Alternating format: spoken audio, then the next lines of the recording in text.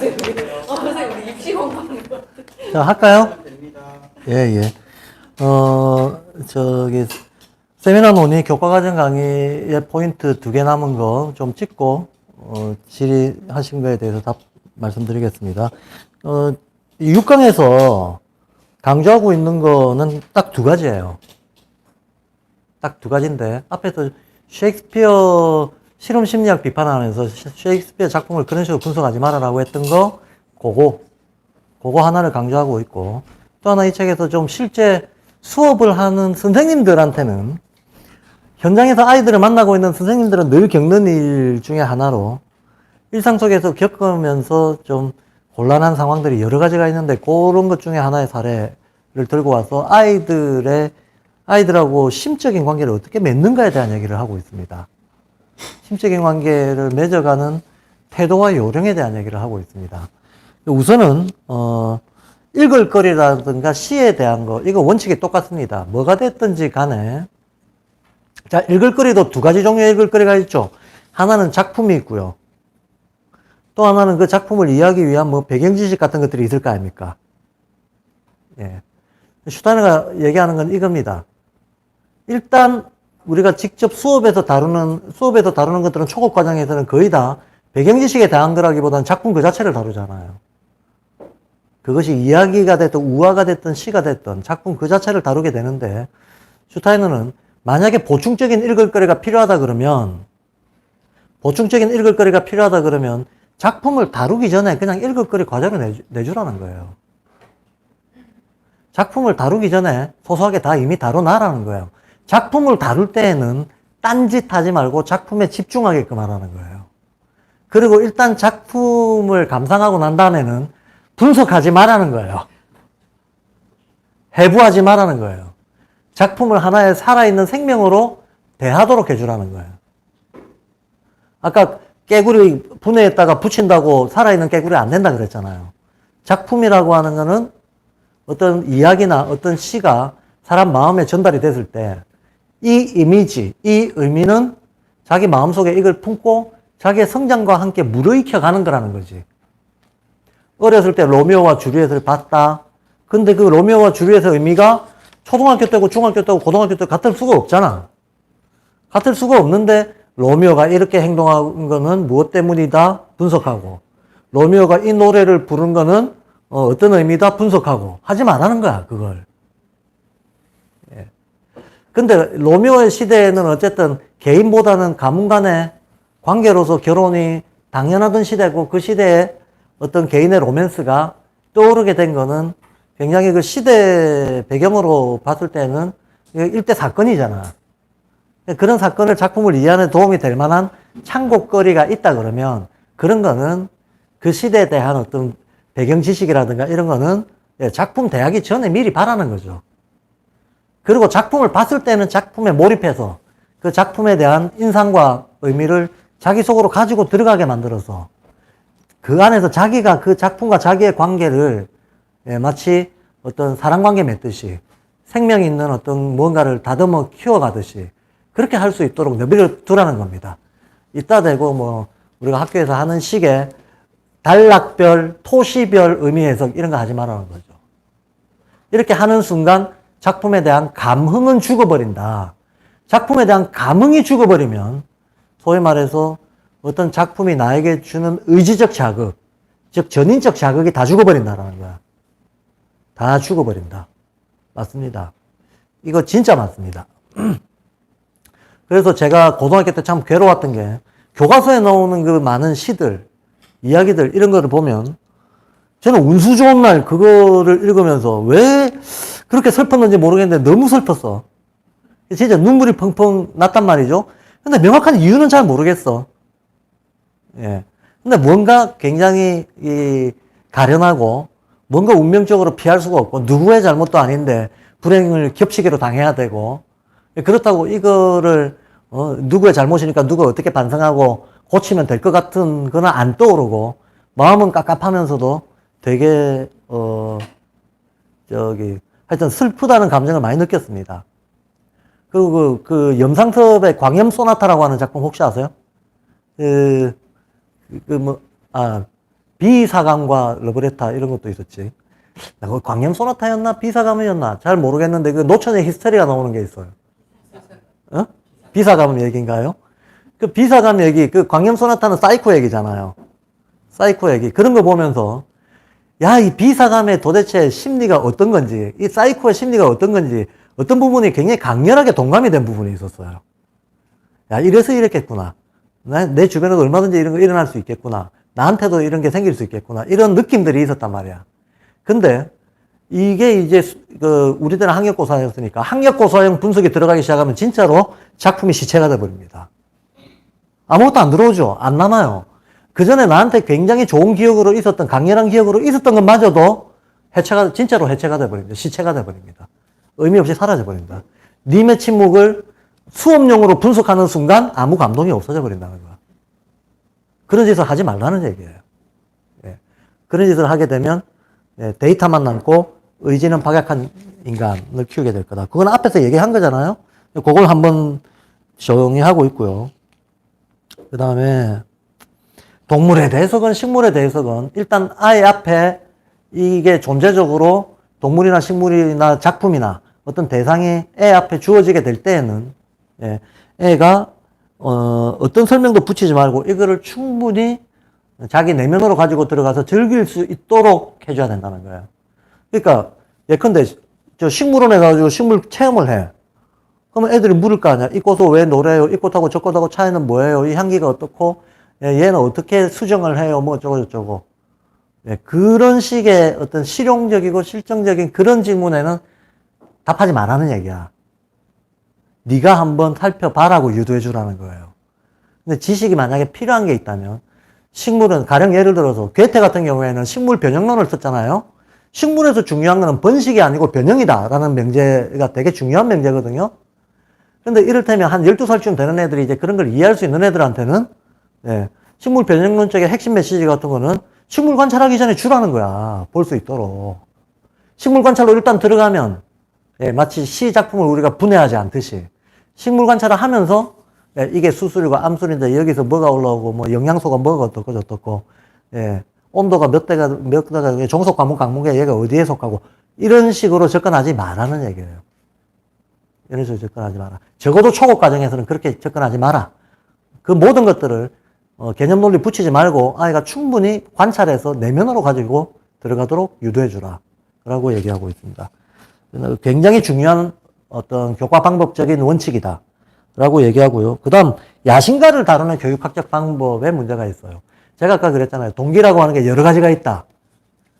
근데 야심가, 말이 좋아 야심가지. 야심가가 어떤 애들 중에 어떤 캐릭터를 야심가라고 하겠습니까? 튀는 캐릭터지 뭐. 수업의 흐름을 방해하고 튀는 애들 늘 있잖아. 수업의 흐름을 방해하면서 튀는 애들이 늘 있습니다. 예. 근데 그 중에서 유익한 야심가 유형이 있고 유해한 야심가 유형도 있다는 거야. 뭘까요? 교사들은 이런 거 보면 그래 우리 반에도 있어 하고 바로 떠오르는 애들이 있을 수 있어요. 예. 여기서 번역이 좀 우리 일반 정서하고는 조금 다르긴 한데 여기서 말하는 유익한 야심가라고 하는 거는 애들이 칭찬받고 싶어 하잖아요. 그래서 선생님한테 잘 보이고 싶어 하고 자기가 착하다는 인정을 받고 싶어 하고 나는 이렇게 착하고 선하고 뭐든지 잘하는 애다, 모범적인 애다라고 하는 걸 막 드러내고 싶어 하고 칭찬받고 싶어 하고 이게 유익한 야심가라는 거예요. 여기서. 그 다음에 유해한 야심가도 있어요. 유해한 야심가라고 하는 거는 전형적으로 자기 과시하고 승부욕을 불태우고 자기가 잘났다는 거를 주변 애들한테 자기가 우월하다는 거를 각인시키고 싶어 하고 심지어는 선생을 방해하고 싶어 하고 자기 주도성, 자아가 강해서 선생의 흐름에 안 따라가고 자기가 뭔가 교실 분위기를 주도하고 싶어 하고 유해한 야심가 유형들이 우리 학교에도 좀 있어. 유익한 야심가 유형은 있죠. 어쨌든 두 유형들이 다 있는데 이들을 어떻게 다룰 것이냐에 대해서 슈타이너가 얘기합니다. 사실 이게 논적으로 보면 별거 아닌 것 같지만 현장에서는 되게 민감한 문제죠. 항상 있어요. 항상 있고 이 야심가 유형들이 그 아이들 그룹에 대빵일 경우 이 야심과 유형의 애를 어떻게 다루느냐에 따라서 전체 분위기가 왔다 갔다 해버리잖아요. 예. 잘 다뤄야 됩니다. 심리적으로 잘 다뤄야 되는데 우선 슈타인은 이렇게 얘기합니다. 둘을 구별하기가 되게 어렵다. 둘을 구별하기가 어려운데 일단 구별이 어느 정도 된다 그러면 이 대하는 거를 한마디로 애가 튀는 거를 어느 정도 조정해 줘야 될 거 아닙니까? 조정을 해줄 때 이제 유익한 야심가한테는 당나귀 귀가 왜 큰지를 얘기하고 유해한 야심가한테는 감당할 수 없는 큰 과제를 준다 이렇게 얘기를 해요. 원칙적으로. 근데 이 당나귀 귀 얘기는 무슨 얘기인지 저도 잘 모르겠어요. 아마 이 시대 독일에 너무나 이렇게 많이 퍼져 있는 아주 당연한 우화 같은 게 있는 모양이죠. 당나귀 귀와 관련된. 예. 그러니까 뭔가 막 칭찬받으려고 하고 착한 척 하려고 하고 하는 거와 관련된 우화가 있겠죠. 그러니까 요는 이겁니다. 애들한테 직접적으로 뭐라 하거나 벌을 주거나 모욕을 주거나 표가 나게 하거나 하는 거는 다 피해라 그러거든요. 왜? 관계가 깨지니까. 선생에 대한 신뢰와 아이가 모욕감을 느끼게 되면 예, 관계가 깨지니까 아이가 모욕감을 느낄 수 있는 방식으로 다루지 마라 라고 얘기를 해요. 모욕감을 안 느끼고도 자기에 대해서 돌아보고 반성하게 할 수 있는 제일 좋은 방법은 초급일 때에는 예, 걔하고 아무 상관없는 듯이 걔가 하는 행동의 과정과 결과를 반영하고 있는 재밌는 우화를 들려주라는 거예요. 우화 안에 교훈적인 얘기들이 있잖아요. 예. 뭐 조그만 속임수를 써서 덕보려고 하다가 이를테면 망신을 당하는 우화 뭐 그런 것도 있을 거고 아니면 무모하게 달라들었다가 예, 박살난 우화 이런 것도 있을 거고 아니면 남들한테 착하게 보이려고 애쓰다가 들통나가지고 창피를 본 우화 이런 것도 있을 거고 여러 종류의 우화가 있을 거란 말이지. 그러면 지금 얘가 가지고 있는 어떤 그 문제의 성격에 적합하게 맞는 이야기거리들을 찾아내가지고 예, 얘 얘기 아닌 것처럼 이야기를 계속 해주라는 거예요. 이야기를 해주라. 이게 일단 핵심입니다. 이게 핵심이고 더불어서 이게 의욕 과잉인 애들 있잖아. 자기 잘났다고 막 나대는 애들 그리고 우월 내지는 그 분위기에 대한 한마디로 짱 먹고 싶어서 막 나서는 이런 캐릭터들한테는 내가 이것도 잘하는데 넌 못하지 하고 애들 놀릴 거 아닙니까? 내가 너보다 이거 훨씬 더 잘하고 내가 너보다 힘도 세고 내가 너보다 능력이 있어. 그러니까 너는 나를 안 따르면 너만 손해야? 아니면 너를 내가 불이익을 줄 거야. 뭐 이런 식으로 애들 사이에서도 권력관계가 만들어진단 말이죠. 그럼 이런 애들한테는 어떻게 하냐? 감당할 수 없는 과제를 주라는 거야. 이런 애들은 의욕은 넘치기 때문에 야, 너 이것도 할 줄 아냐? 하고 부추기면 그럼요, 할 수 있죠 하고 나선단 말이지. 나설 때 예, 엄격한 수단을 동원해서 아주 어려운 과제를 줘버려라.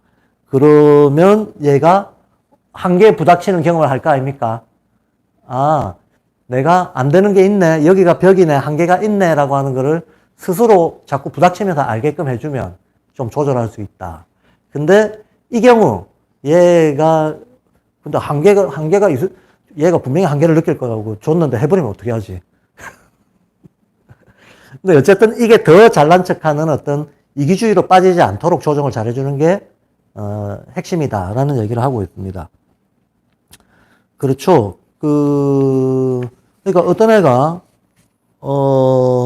또래에 비해서 저는 6, 7학년을 맡고 있으니까 또래에 비해서 내가 글도 잘 쓰고 어려운 책도 많이 읽어 이런 거 가지고 자기 자랑을 하고 싶다는 애들도 얼마든지 있어요. 얼마든지 있으면 자기가 책만 읽었다고 자랑하는 애한테는 이해 못할 책을 주는 거지. 이해 못할 책을 주는 거예요. 글 잘 쓴다고 자랑하는 애한테는 과도한 일기 숙제를 주는 거야. 일기에 이런 요소를 넣어가지고 매일 한번 써봐. 평가해 줄게.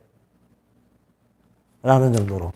그리고 이제 이런 과정에서 어쨌든 얘가 호성심을 더 발휘하지 않을 수 있는 어떤 조정을 교사가 잘 해줘야 된다. 이 두 가지 방법을 조화롭게 이용을 하는데, 그리고 이 방법을 사용을 할 때 이걸 조심하라는 거죠. 이 아이들을 드러내놓고 어떤 쫑크를 주거나 드러내놓고 평가를 받거나 하는 것 쪽으로 하게 되면 부작용이 심하다. 그러니까 이런 애들을 다룰 때는 단둘의 대화가 중요하다. 그리고 엄중하고 평가를 하더라도 아주 엄중하고 개인적인 평가를 해줘야 된다. 그리고 교사가 학생이 갖고 있는 여러 가지 의도가 이미 교사가 그걸 파악하고 온도 컨트롤 하고 있다는 느낌을 학생이 갖도록 해줘야 된다는 거예요. 예.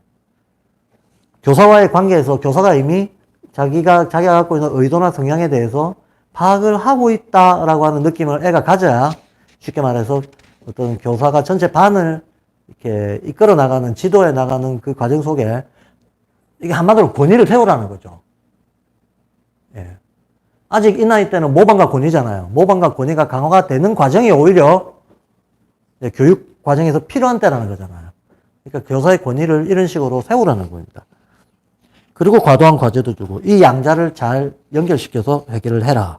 자, 이런 얘기를 하면서 또 문제를 하나 슈타이너가 스스로 이제 선생님들한테 생각해 보세요 하고 던집니다. 뭘 생각해 보라고 하는가 하면 불건전한 동경에 대한 얘기를 해요. 불건전한 동경. 이게 무슨 말인가? 이 불건전한 동경이 구체적으로 뭘까? 구체적으로 뭘까요? 불건전한 동경의 경우 어떻게 나타나는 걸까요? 현장에서. 네? 선생님을? 연예인 좋아하는 거. 아니, 지금 선생님과의 관계에서요. 연예인 좋아하듯이 좋아하는 거. 아, 연예인 좋아하듯이 좋아하는 거. 그렇죠. 그럴 수 있어요. 심지어는 선생님을 짝사랑할 수도 있어요. 그죠? 예. 선생님을 독점하고 싶어 할 수도 있어요. 그리고 선생님을 영웅시하거나 신격화할 수도 있어요. 예. 이게 불건전한 동경입니다. 불건전한 동경입니다. 그러니까 선생하고 어떤 그 감정이입이, 동감에 대한 감정이입이 너무 강해서 생기는 여러 가지 양태 부작용이 있을 수 있습니다. 근데 이런 거를 보이는 선생님을 독점하고 싶어 한다든지, 이성의 선생님 경우에는 막 연애 감정을 느낀다든지, 제가 중학교 때, 저는 초급에 알고 나이 들어서 중학교 때 공부하게 됐던 계기가 영어 교생 선생님이 너무 예뻐서 칭찬받으려고 공부하기 시작했거든요. 근데 그게 만약에 저는 좀 약간 늦트여가지고 그랬지만 가만 생각해보면 좀 이런 애들은 초등학교 요즘 같은 경우면 한 5, 6학년쯤 되면 이런 문화가 싹 트기도 한단 말이죠. 예. 그리고 선생님에 대한 애정독차지 경쟁을 벌인다든지 뭐 이런 식의 것들이 얼마든지 나올 수 있다는 거예요. 이 경우 이런 불건전한 동경을 갖고 있는 애들을 어떻게 할 것이냐, 어떻게 대할 것이냐, 어떻게 수업의 흐름에 조화롭게 들어올 수 있도록 유도할 것이냐, 이거 어떻게 할래요? 요 뒤에 교과과정 세미나에서 보면 요런 아이들에 대해 가지고 어떻게 할래요? 라고 하는 과제를 되게 많이 다루고 있어요. 되게 많이 다루고 있어서 사실 따지고 보면 교육의 목표는 도덕적이고 영적인 인간을 키우는 겁니다. 방법은, 그러니까 그런 의미에서 사실 발도르프 교육은 목적 자체가 되게 윤리적이에요. 비유적으로 얘기하자면. 예, 윤리적 목적을 가지고 있습니다. 근데 방법적으로는 되게 심리적으로 접근합니다. 방법적으로. 그래서 아이들의 어떤 심리를 어떻게 잘 조절을 해서 관계를 잘 맺을 것인가, 이것이 수업을 지배하는 정서다라고 되게 강조를 하고 있습니다. 앞으로 그런 소재에 대한 얘기들이 많이 나올 겁니다. 자, 보충 강의는 여기까지 하고요. 질문 들어온 거에 대해서 답을 좀 드리겠습니다.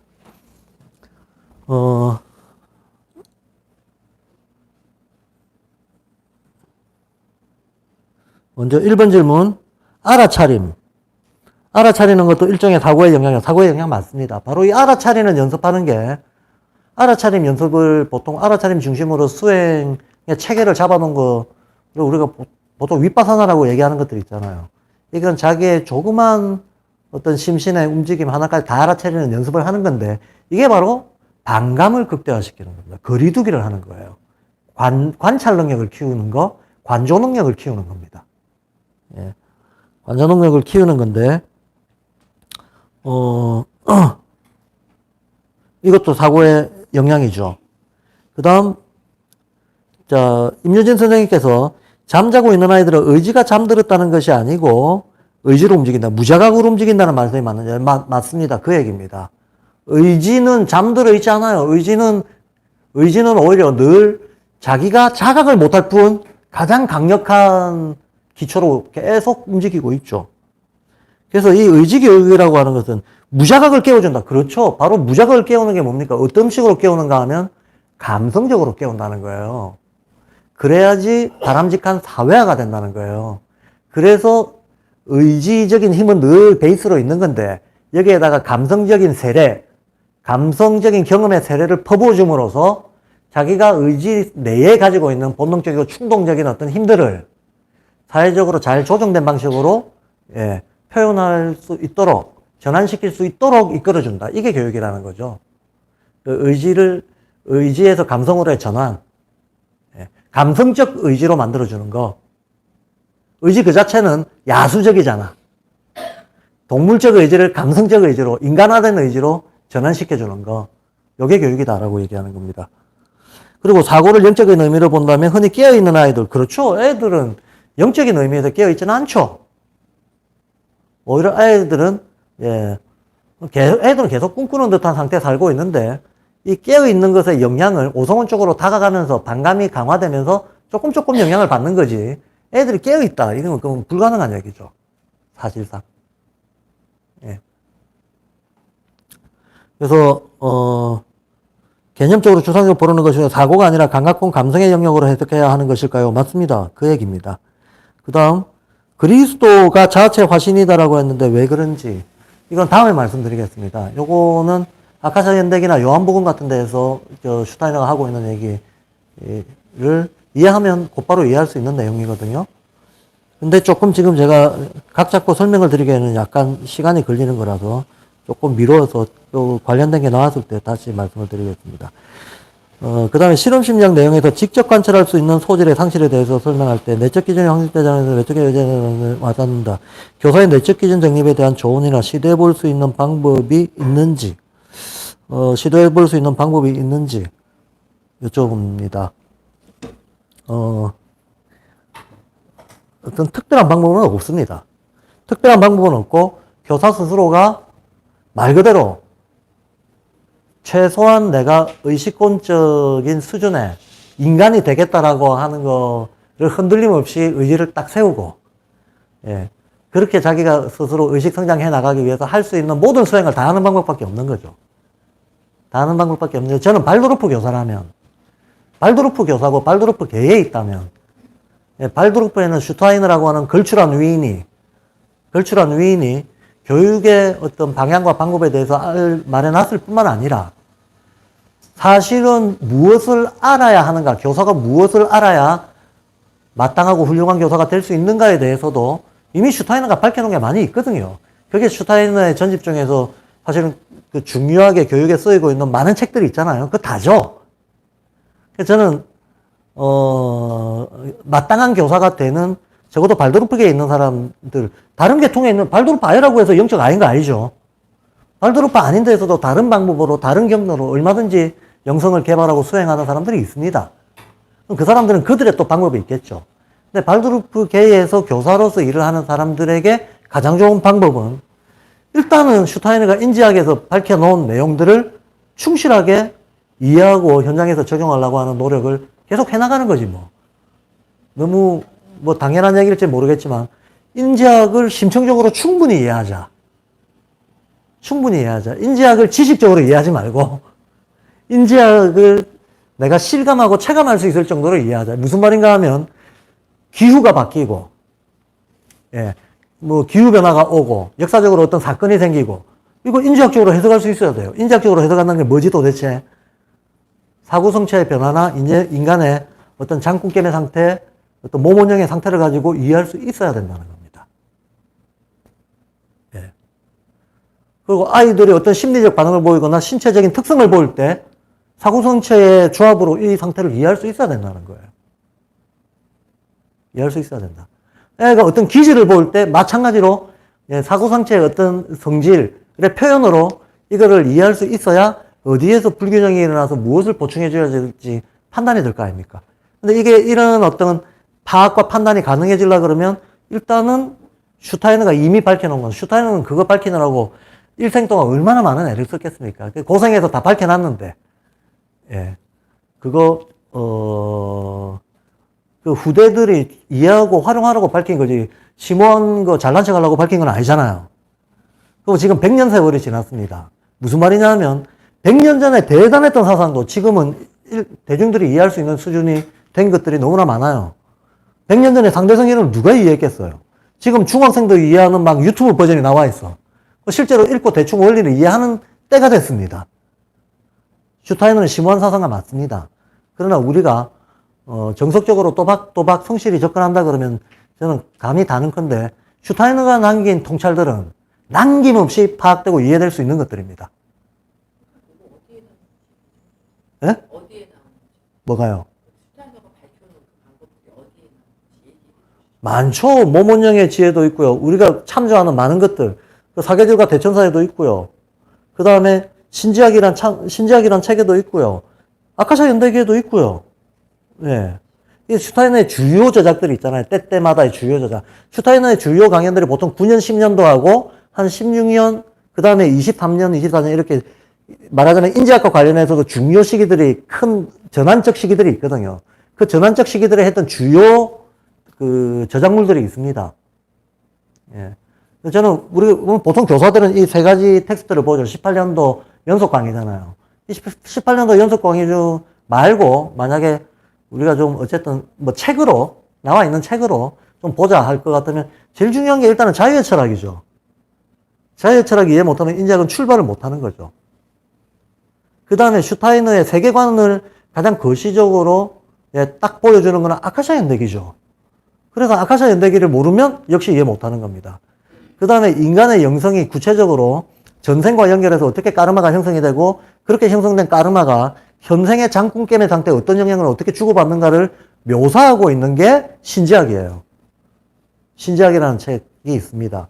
그래서 이 신지학 모르면 나의 의식 상태 속에서 전생과 현생의 과제들이 어떻게 자각이 되는가에 대해서 알 길이 없게 됩니다. 적어도 이 책의 속에서는. 그리고 신비학 개론이라고 하는 게 아까 말했던 그 우주론하고 인간이 자기가 개별적으로 느끼는 자기 운명과의 관계, 그리고 인간이 자기의 의식을 관찰할 수 있는 기법, 이런 게 신비학 개론에 나와요. 예. 이런 게 신비학 개론에 나오고, 그리고 이제 교육과 관련된 것들과, 그 다음 모몬령의 지혜 같은 것들이 인간의 감각이 어떻게 구성되고, 어떻게 의식으로 전환이 되는가에 대한 얘기가 아주 자세하게 나오죠. 모몬령의 지혜. 예. 그리고 우리가 알고 있는 뭐 지금 이런 교육과 관련된 텍스트들은 뭐 수도 없이 많고, 그 뒤에 슈타이너 말년에 슈타이너가 총괄적으로 자기 사상을 정리하려고 시도했던 몇 개의 중요 저작물들이 있거든요. 그 중에 하나가 사계절과 대천사였고요.